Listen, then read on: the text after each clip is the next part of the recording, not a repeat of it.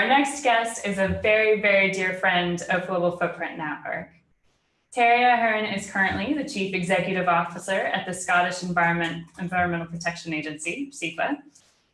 But our relationship goes back many, many years when he first discovered ecological footprint methodology as the acting CEO at Environmental Protection Authority in Victoria, as I understand.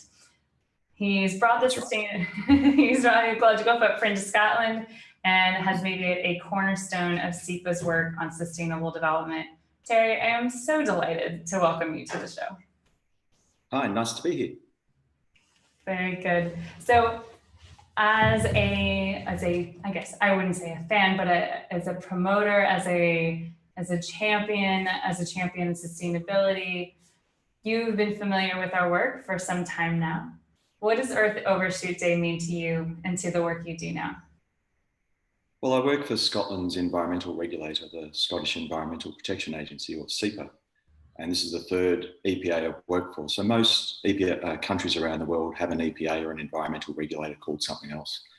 And what I would say is in phase one of our work, what we've focused on is the side effects of our economy.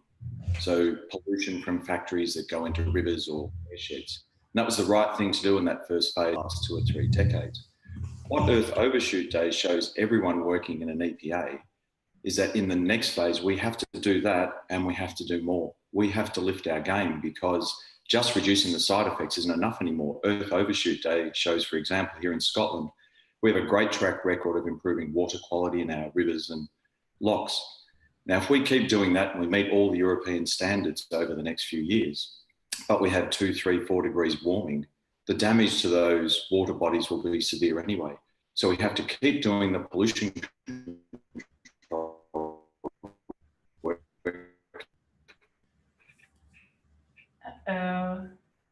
And Earth Overshoot Day shows. I think our connection got a little spotty. Can you repeat that last sentence? We have to help people.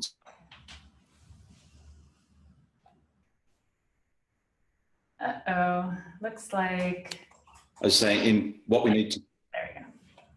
Wait, are we back? Yeah, we're good now. Okay. What I was saying was we need to improve our take on the planet and everything we do. So an EPA has to help people not just reduce pollution, but tackle overuse of natural resources. I think that holistic approach is so important and something that we're seeing increasingly as we think about the world in a systemic way. So I know there are a lot of interesting initiatives that SEPA is undertaking at the moment. Is there one or two that you are most excited about? What's something exciting for you in terms of moving the date? Well, there's lots we're doing, and nearly everything we're doing is in partnership with others because Earth Overshoot Day shows us that the challenges are so big, no longer can one organisation do initiative X on its own or initiative Y on its own. We have to partner with lots of people. So one thing we're doing here at SEPA is partnering with the Scottish Land Commission, which is another Scottish government agency, and looking at all the vacant and derelict land across Scotland, some of which is badly contaminated. And instead of trying to just wait as an environmental regulator for developers to put proposals forward or local governments to put proposals forward, we're going out and saying, here's all this land, let's use it for something.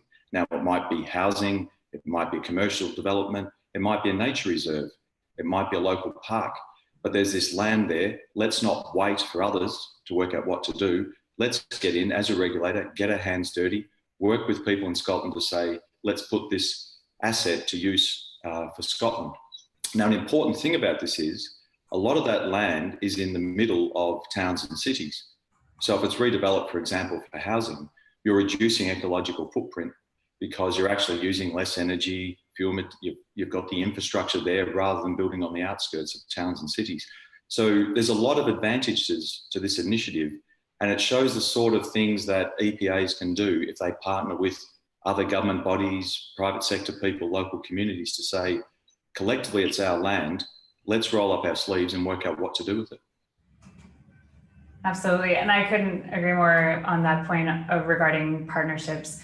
there is nothing as powerful as getting these different groups together. And it's something that's been really important for us at Global Footprint Network. Our Earth Overshoot Day partners are absolutely key in being able to spread this message and galvanize the movement behind Move the Day.